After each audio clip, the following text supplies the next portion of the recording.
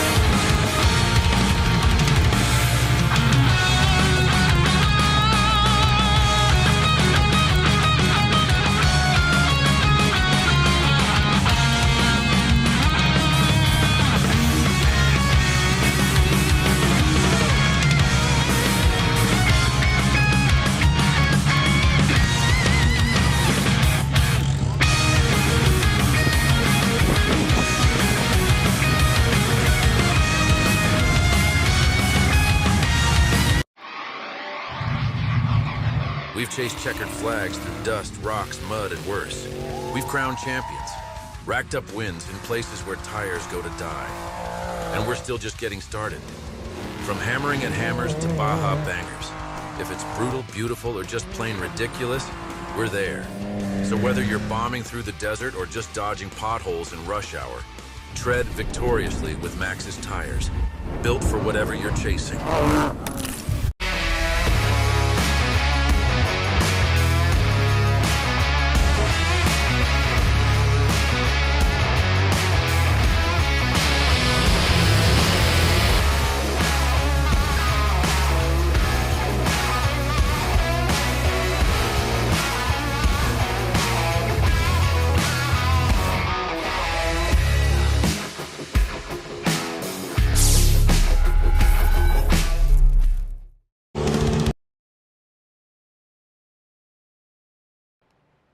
Everything's working. Looks like it is on... I believe we're live on the... There we go. Yeah, we're doing things.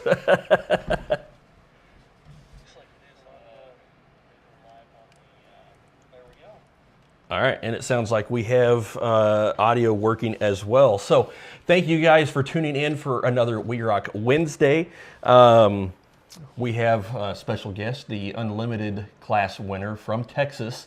Micheal Brassanini will be on with us here in just a few minutes. But I want to thank Maxxis Tires, Laser Nut, for sponsoring not only all the awesome trophies throughout the season, but the WERock Wednesday lives as well. Behemoth Drivetrain, Drive Shaft Specialist of San Antonio, Spider Tracks Off-Road, Carnage Welders, Crown Automotive, Axle Helmets, Tire Right, Metal Cloak, Brannick, and Raceline. So if you guys had the opportunity to support those companies, please do so and let them know that you appreciate their support of competitive rock crawling with WERock. So April 26th and 27th, the weekend after Easter, we will be in Cedar City. You can get your tickets online right now.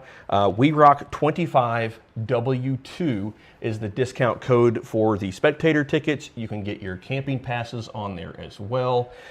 We've got our food vendors booked. If you guys would like to be a vendor out there, send us a message however you want. And we will get you on the list and get you a spot out there at Cedar City. Camping out there, a few of the questions I've had from the people that went to Baghdad, a lot of room to find some places to camp inside the Three Peaks Recreation Area. So get your camping passes, bring whatever you want. There is BLM property right out the backside, plus all the wheeling there in Three Peaks, but all kinds of fun stuff to do in Cedar City if you want to make a full trip out of it. So get those camping passes and come out. Friday night will be our first full Brannick Hot Dog Friday. So from 4 to 7, we will be cooking up hot dogs, hamburgers. We'll have cold drinks and sides and things like that during tech and registration. So come out, hang out with us, and enjoy a Hot Dog Friday courtesy of Brannick Motorsports. Anything else for Cedar that we need to touch on? I don't think so. All right. Well, with that, I will introduce our back-to-back winner of the East versus West versus Texas. We have on with us Micheal Brassanini. We'll get you pulled up here real quick, Mike. Caleb's pushing all the buttons over here, so. All right. Hopefully, well, you want to check audio? Yeah, we'll check audio. All right. All right, welcome. Thanks for jumping on with us. I know you got a busy schedule keeping track of everybody out there too. So. Heck yeah, it's an honor. I appreciate being invited to join you guys. Well, it's pretty simple. All you have to do is win an event and come on the next week. Well, that's not so easy sometimes. No, it is not, especially at the level that you're at. Out there with all the Unlimited guys and with all the East Coast guys in the mix for this one as well.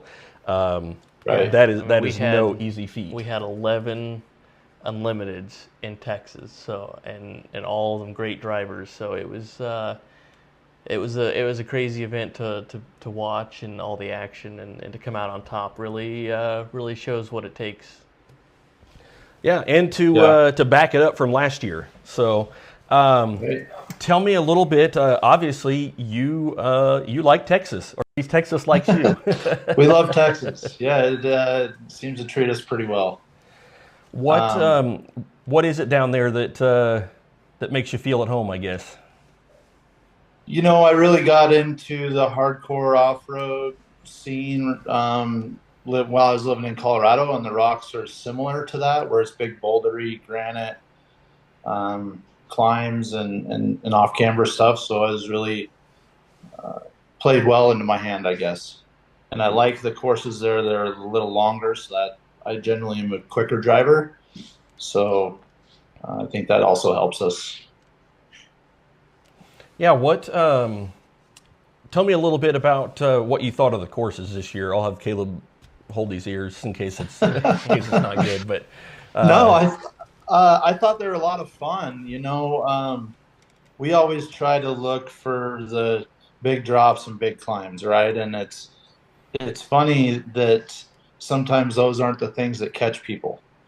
I remember the off-camber gate on, A2, right? That Dave and Bull Sawyer rolled back to back on. A1. Yeah, Yep. A1. Or was it A1? Yeah, it was just like that little gate. Everyone kind of overlooked it when we were walking courses, and we looked at it and like, yeah, that one's going to be a little tricky. And sure enough, it actually played a pretty big role in the outcome of the event. I mean, no pun intended. Yeah, It really did. And not only for that gate, but also you were in the first flight to run A1 over there, I believe, right? Yes. Yeah, we were. And then later in the day, when the Unlimiteds got back around to run that for their the second flight for their last course, I don't know if anybody was making the big climb over there at that point. It had kind of gone away. So yeah, I don't know. The big bonus blue gate got harder. Definitely at the end of the day. I don't know if it was just the stuff that you were grabbing with the right front had kind of been worn away, or got like the granite got kind of polished off. But I know it was the rock. I mean, the rock changes down there for sure. Whether it's moving big boulders or it's got kind of. I wouldn't say it's like Farmington where you have that sandstone that wears off and you get kind of sandy, but it definitely has some pitted, like loose stuff in there. Yeah. Yep. It was a lot of fun in Texas with the large number of cars that were there. It made it really exciting, and I think it made it so that there was not so much follow the leader. If that made sense, because there was so much going on all around us. I had Coulter competing in Sportsman's A, so we're trying to watch him, and you had the Pro Mods over here, the second flight of Unlimiteds over there. It was just so much action all around you, like all the way around you, like 360 degrees of action. So it was, as a competitor, that was a lot of fun, to have that many cars in each field. Really, I feel like it gave, like I said, took away some of that monkey see, monkey do stuff, right? Yeah, for sure. I know John Himble tried some really sketchy stuff Yeah, over on definitely Yeah, yeah, taking some different approaches to some of the gates, but it did, it was the way the points kind of landed. Everyone was fighting a different strategies. Some people were pushing, and you guys had. I mean, let's talk about. I mean, how was that first day Saturday? Where did you end up in points? How are you feeling Saturday? I was feeling actually really good after our debut of the new car in Baghdad. We all kind of know how that went. So Saturday we put together a really good day. I believe we were in second place by 7 or 8 points back of Dave. So in a field of 11, and every single guy in that field is a fantastic driver. So felt super happy to be where we were, considering that in all reality that was our first event with that car. Baghdad was a major fail, but we felt really good. We completed our first course, and that was just kind of like a big sigh of relief. Like, all right, cool, we got through that. A new spotter who's certainly not new to the game, but him and I working together is new, and that always presents challenges. Communication, like, what do I need from him, and what does he need from me? You know, but yeah, at the end of day one on Saturday, we were feeling really good. Going into day two, we had a pretty good draw, knowing that we were going to be behind Dave on day two, so that always helps. Um, so yeah, we felt really, really good after Saturday. Yeah, and then that was that Dave's first course I think that was Dave's first on course. Sunday where he flopped on the easy side hill gate there. So Yeah, well, I wouldn't say easy. It was not definitely, easy. No, no. Unassuming. The unassuming course Yeah, that yeah. was.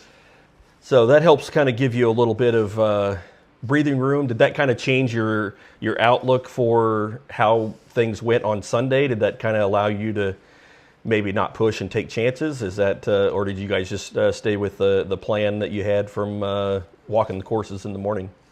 Yeah, we kind of stayed with our game plan. We, in lieu of Dave rolling on that, we elected to try that gate, but not get overly aggressive. And if we took the cone, we were going to take the cone, which we ended up taking that cone. We both thought that there was a line there, which ended up true. I mean, there was a number of cars that got through it clean. But at that point, it's like, all right, let's just go out, be not necessarily conservative, but be smart, be efficient with our driving, and just don't look back, don't take chances, and just keep pushing forward. Yeah. And it panned out really well. We just kind of kept putting points on, and then I think that Dave may have hit another cone on A2, I think, and that helped separate us a little bit. And then we're just trying to be smart and be safe. Yeah. So, Well, with that, I know you had a lot of work to do after Baghdad, after taking that nasty roll. Yeah. What all did you guys have to? I mean, you had to get healed up. You had to get the car healed up. Right. What all did and not a lot of time, Right. in between. So, what all did you guys have to go through to get ready to go to Texas? So we got home late Sunday night from Baghdad. Monday morning, I was back in the shop. Had a broken finger, a dislocated rib. My face was pretty bruised up, but I knew the clock was ticking to get the car back together. So we pulled the transmission out. The transmission was completely broken in half. Dropped that off to a shop, and come to find out there were some parts, in that transmission that wasn't really put together correctly, so probably needed to come out anyways. It's a blessing in disguise, I guess, if you look at the silver lining, right? So got the transmission dropped off, and then Steve was Sand Hollow Off Road was a big help. I took the car over to him, and he was able to replace the bent tubing on the top of the chassis for me. Got that back from him about the same time that I got the trans back, and we got the car all back together 3 days before Texas, and I just started driving it. And I was wheeling 10 to 12 hours a day, just hammering on that car, trying to make sure that one, I was comfortable in it. That's my fourth moon buggy that I've owned and driven. And so I'm familiar with the cars and how they react, but each car has different nuances. And the layouts of the controls are a little bit different in that car. So when you're competing at this level, it needs to be reactionary. Everything, you don't need to be thinking about, okay, well, where's my locker button, or where's my winch controls, or where's my rear steer, looking down to make sure your finger's on the button. You just need to feel it and know that it's there. And so really just pushing hard to get comfortable in the car. Unfortunately, we live where we do, where, our backyard is Sand Hollow, right? So it's easy to get a ton of seat time, and if there's an issue or an adjustment that needs to be made, we're 10 minutes from the shop. So that really helped get my head space back into it after that big roll. I mean, I thought to myself, yeah, it probably won't be that big a deal. I've taken some rolls before. It's really not going to mess with me. And we went out. So Monday, I tore the car down. Tuesday, I went out in Sawyer's trail car. We went wheeling and climbed some big climbs and did some drops, and I wasn't affected. The first day I got in that moon buggy, I was like, oh crap, what am I doing? I dropped this big drop, and I'm like, oh, I don't know if I can do this anymore. Like, this is crazy. What are we doing? And I kind of just had this internal battle where I kind of got mad at myself, and I was like, listen, like, don't be a little wuss. Like, come on, you can do this, right? And so inside, I was just like, let's go. And then after I pushed through that, it was like, all right, cool, we're back to it. And the car is amazing. Cody and Rodney and the guys at Laser Nut really did a fantastic job putting that car together. And boy, I couldn't ask for a nicer car. The thing it works, super comfortable. Really just an amazing car, and I'm really excited for the rest of the season in that thing. Yeah, so what are some of the main changes that you made with the new car versus the old car? So it has the 2-liter LTG in it.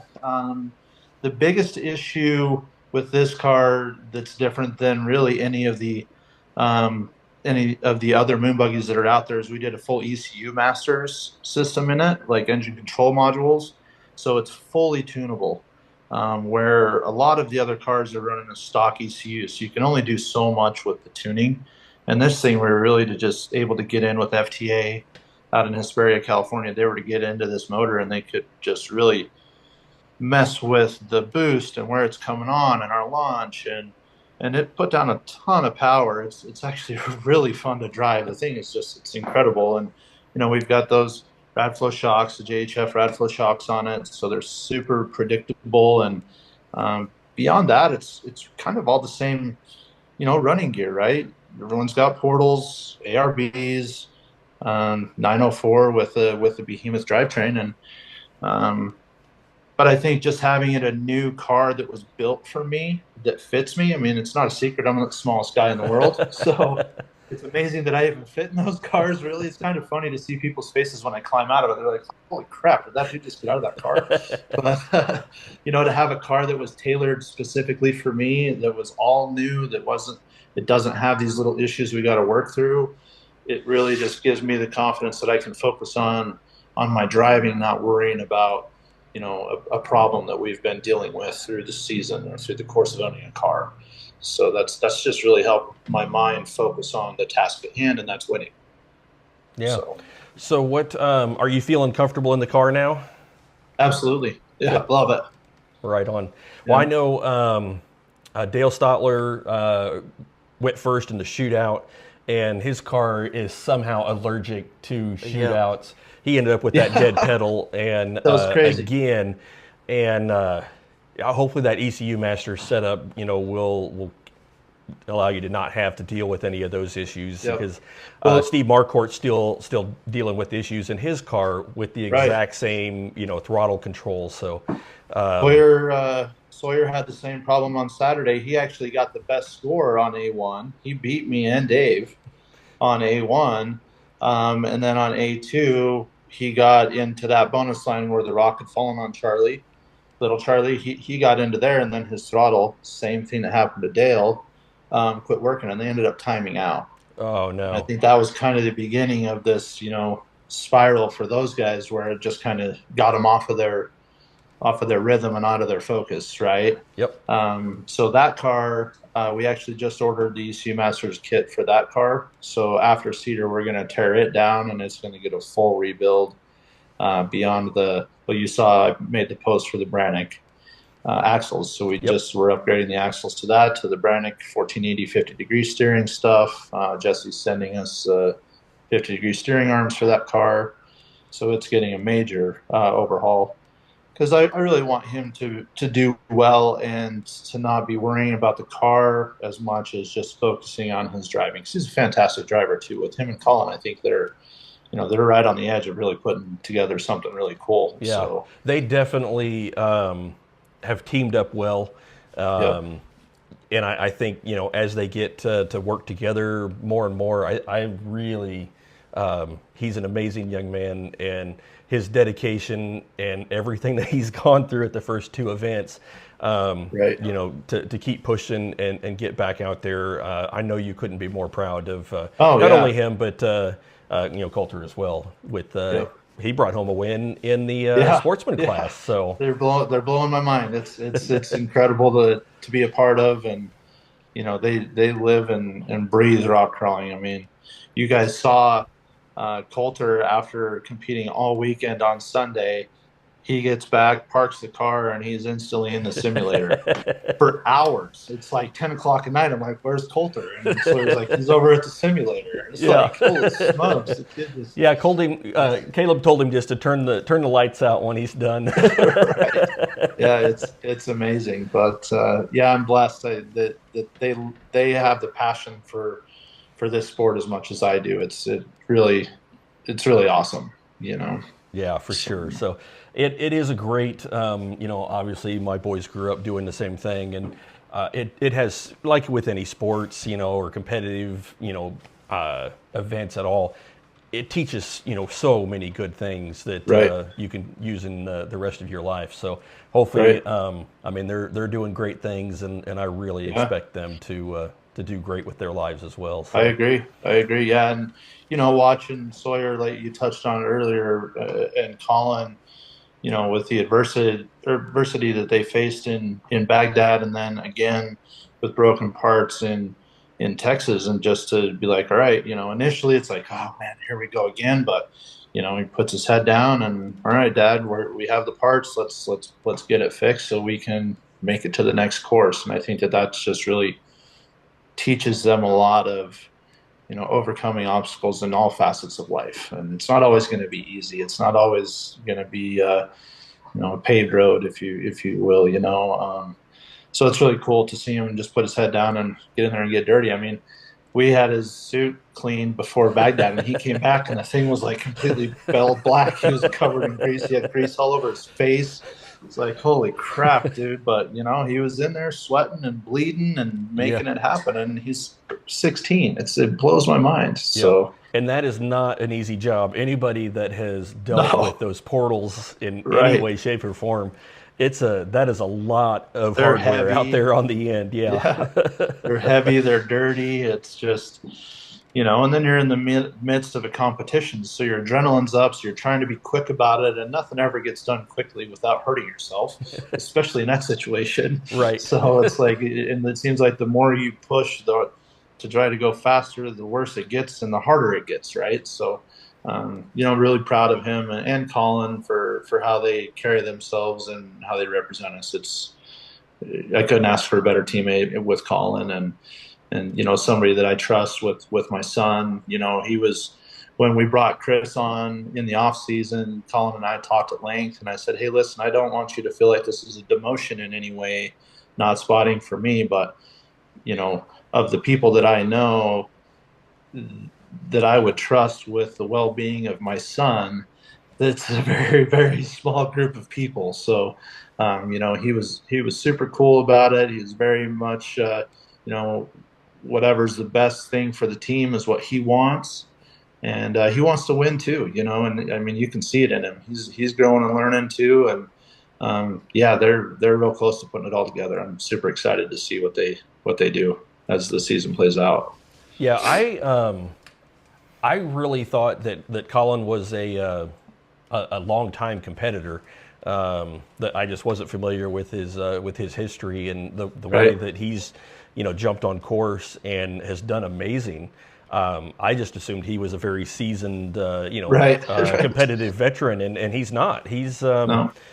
He's still very, very fresh to the competitive world, and he has jumped right in and Yep. is doing awesome. So I think the first time that he spotted, he might correct me. I don't know if he's online, but I believe the first time he spotted, I know for sure the first time he spotted for me in competition was at Supercrawl when they did it at San Paulo at the resort back in 2021, maybe it was, or 2020. I can't remember for sure the year, but I showed up without a spotter and was like, "Oh, screw it, I'll just run." And Logan Backus was there. He's like, "Hey, I got this buddy that he off roads, maybe he'll jump in and spot you." And so we ended up, I think we got second or third both days because, they're kind of standalone events each day. Yep. So we podiumed both days. And I was like, "Hey, man, we work pretty well together. What do you think about doing this for a season?" He's like, "All right, cool, I'm in." And that was just kind of how that relationship formed. And, like any relationship, sometimes there's little bumpy stretches, but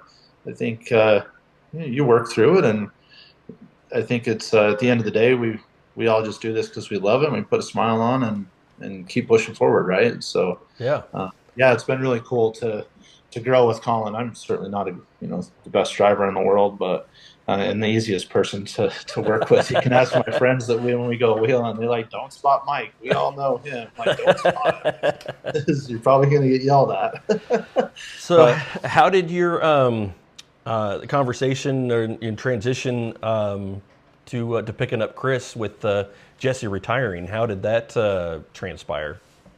Well, I'm a competitor, right? So, when Jesse made that post, I started thinking, I was like, well, there's a guy that's available, and I know a guy that's going to need a spotter because initially I thought, well, maybe I can spot for Sawyer, but, it's a lot to try to drive and spot, especially if you're in the same class.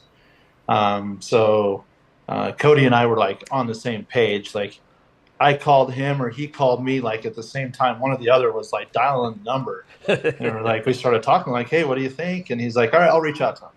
So Cody actually contacted Chris first, said, "Hey, what do you think?" And then Chris said, "Yeah, I'm open to it," And then I called him and we talked about what our goals were. And he said, "Yeah, I think it's something I'd like to be a part of." So World, it was world really cool. domination, is that? Yeah. Yeah. But I'll tell you, the guy's incredible. He's got a ton of experience. And so as a driver, I'm like a little nervous, like, man, what if I screw up here? Like I want to listen to him. And, but I also know as a driver, I'm responsible for operating the vehicle and, it's a team effort, but, it definitely gave me a little bit of anxiety the first time we were on course on top of a new car. Right. Right. Like, holy crap, this dude's, I've looked up to him and Jesse since I started and learned a lot from them. And now he's part of my team. Like, that's really cool to have him on board. And I think after Texas, I think that helped just both of us just kind of settle into a groove and know what each of us needs. So yeah, we're excited for Cedar. Well, for some reason, I've got about 10 minutes left on our video. I apparently didn't sign in right, but the one of the things I wanted to ask was, do you have any changes, or what are you doing to get ready for Cedar City? I've actually got the front diff out of my car right now. was hearing a little rattle in it because the day after Texas on Monday, we went to Wolf Caves with some of the East Coast guys, Steve Marquardt and Cam Beasley and Stotlers, um, and Brenners were there. And um, driving back to camp, I noticed a little vibration in the driveline. So I got it home, and sure enough, the pinion bearings were going out in it. So I just got that diff back from Steve Nance. I'll get that car together tomorrow, and it should be ready to go uh, by the end of the week. We've got Sawyer's car tore down. He's pulled the entire drivetrain out of that over the last week and a half and doing some rewiring. Fixed that tube that was above in between the B pillars because that got smashed when he rolled over on A2. So he's been working his tail off, staying late because he works for Steve at Sand Hollow Off Road. Oh, nice.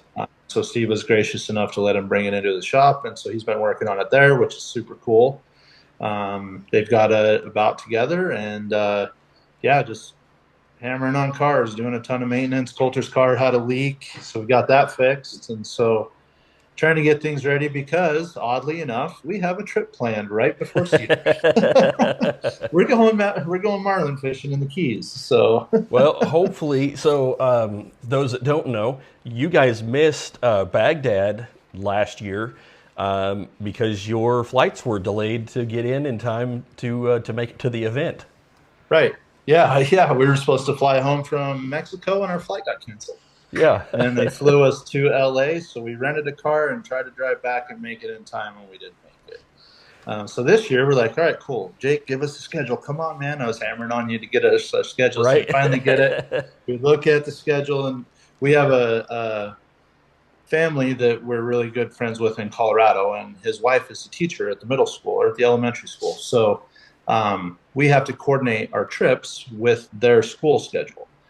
So their spring break or winter break is the one that's right before Baghdad. So we're like, okay, that's a no-go. What break do you have later in the year? Okay, well, how about spring break in April? All right, cool. We looked at the dates. Well, it gives us like a 3-day buffer before Cedar. I have the cars prepped. We're good to go. So we booked the trip, and then Robert texted me the dates for the Black Flag Challenge, and it was the day that we leave to go. Oh, no. To Florida. So I'm like, shoot, I guess we don't get to do that one this year. But, yeah. I know. We're driving right by Moab, and we're going to stay here in Kansas City and do Easter stuff and then hit the road that evening. But I wish that we could just leave a couple days early and stop by EJS and heck yeah. for Friday and It's Saturday. such a fun event, and Robert does such a good job there at Area BFE, and we just love to be a part of that. And Black Flag is an amazing trail, and all of our friends from Southern Utah are going to be there. The Dickies are going to go, and they represent Robert, and Greg Higgs is going to be there. So we're gonna miss out on that, but we won't miss him too much because we'll be basking up some sunshine and hopefully catching some fish. So there you go. That will be awesome. Well, Mike, I want to thank you for jumping on and spending some time with us for this Wednesday evening. But a huge congratulations to back-to-back wins in Texas. So awesome. This season already, I don't know, it gives me goosebumps. I'm already so excited.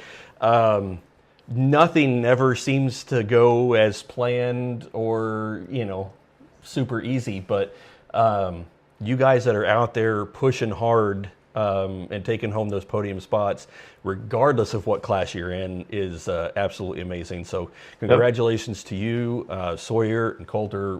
Awesome efforts to start this season off. So very proud of you guys. Yeah, thank you very much.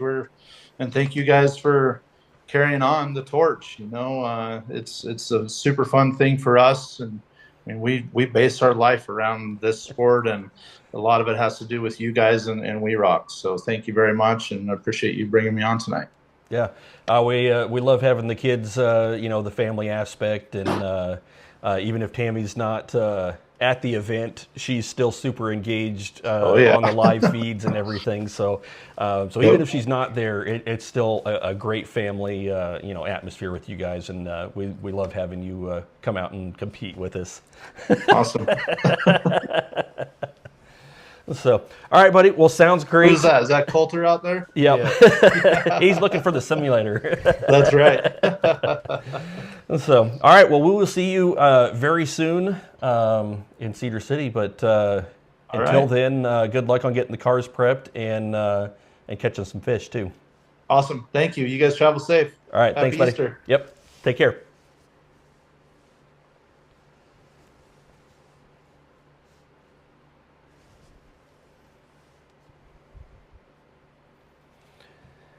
All right, you got us up there? Okay. Yep. So much fun. A great family, and, getting 3 cars put together for each event and running each event is a ton of work. So I know how much it is for one car. But want to thank you guys for jumping on this Wednesday. As always, a huge shout out to Laser Nut for sponsoring the WERock Wednesdays. Maxxis Tires, Behemoth Drivetrain, Drive Shaft Specialist of San Antonio, Spider Tracks Off-Road, Carnage Welders, Crown Automotive, Axle Helmets, Tire Right, Metal Cloak, Brannick Motorsports, and Raceline Wheels. We will see you guys next Wednesday with maybe another special guest. So you guys make sure to stay tuned to social media. And you got any questions, as always, feel free to reach out to us. We will see you guys next week.